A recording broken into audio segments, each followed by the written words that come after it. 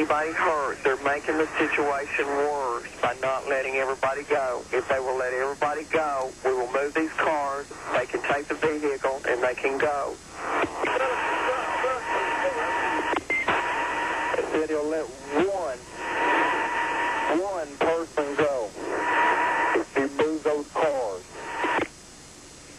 Okay, tell him that we need for him to let the person go so we can move the cars. I told him I wanted Tidwell to be let go because he was the one I was communicating with, and he was under the most pressure because the gun was in his head, so it was very important to get him out because he was making the situation inside where the hostages were more hysterical because of his behavior.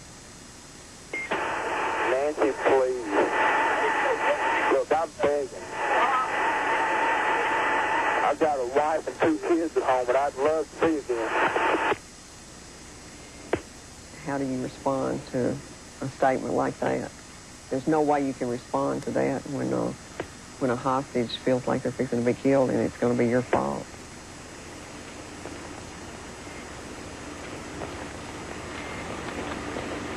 Corlew, will you get back on and talk to me a minute? That's it, man. He's not talking. He's talked down. You just sort of have to feel your way through it. In this particular circumstances, I think probably being a woman might have helped me a little bit with Corley.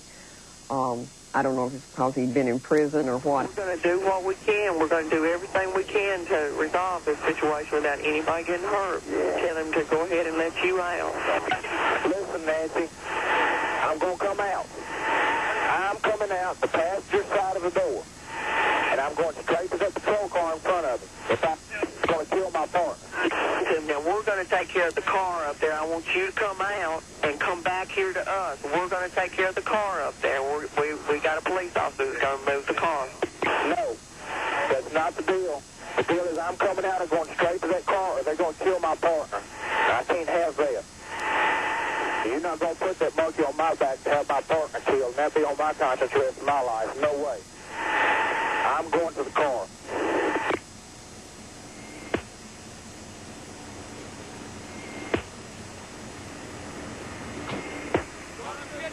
After more than an hour of negotiation, paramedic Tidwell was let go.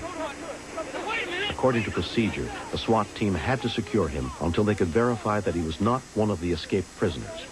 Before I left, they told me, if we let you leave, and they don't move those police cars and let us go, we're going to kill your partner. That was real hard to swallow. I mean, I really felt deep down that I knew they were not going to move those police cars. But there was nothing I could do about it. Whatever your name is, you going to lie to me? At that point, we didn't think that Corley would let the rest of the hostages go, so I was just trying to buy time for our SWAT team so that they could devise a plan of how they were going to rescue the hostages. To get everybody out safely. I told you that if you will let everybody out, we will move all the police cars and you'll be on your way. Do whatever you want to do. You don't lie to me, so if I let that man out, you're going to move. Negotiations began to get very tense. We expected them to kill a hostage, throw him out. The snipers were given a green light. They could shoot when they had a clear shot. We expected that when the shot was fired, that when one of the hostage takers was killed, the other would turn his head toward the rear or toward the front, and at that time we would knock out the windows and shoot the second one. I finally reached the point where I told him that if he killed the hostages, that he knew that we would kill him, and that I didn't think that he wanted to die either. You don't want to kill yourself. You don't want to. What I was doing is irritating him to some extent to keep him talking to me so that he wouldn't be paying any attention to what was happening outside the ambulance. Well, that's the best you got right now, sweetheart. I mean, you know, I don't think you want to die. I don't think either one of y'all want to die. And there's no need of hurting any of those innocent people in there. We will let you drive away if you'll let all of them out. Most hostages that are killed statistically during a hostage rescue. If we had to shoot someone, we wanted to make sure that it was the the hostage takers only. Why don't all of you come out, give up, and we can solve this situation right now? There's no need of We anybody fully getting expected hurt. and were waiting and calming ourselves for a sniper shot. We saw the paramedic reach under his arm and unlock the door. Why are y'all so hell-bent on getting killed? You don't want to get killed tonight. You don't want to kill yourself. Corley?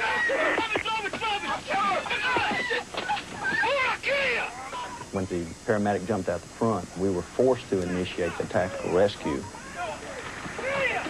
The side door was open and other SWAT officers jerked the driver out. What we say? Sergeant Bishop pulled the nurse out. Then we went in, and while Corley was struggling, we got him cuffed, and the situation was over. Corley had held Nurse Bone hostage at gunpoint throughout the 4-hour ordeal. Not a shot was fired, and all of the hostages were rescued unharmed. Corley and driver were sent back to prison and given more than 2 life sentences for escape and aggravated kidnapping. It's a great relief when it worked out as well as it did. Vivian Bone, the nurse, grabbed me and hugged me and thanked me. It's real hard to tell you just the kind of fear that does go through a person. It's real hard to tell you the intensity in which you have to control yourself not to just scream.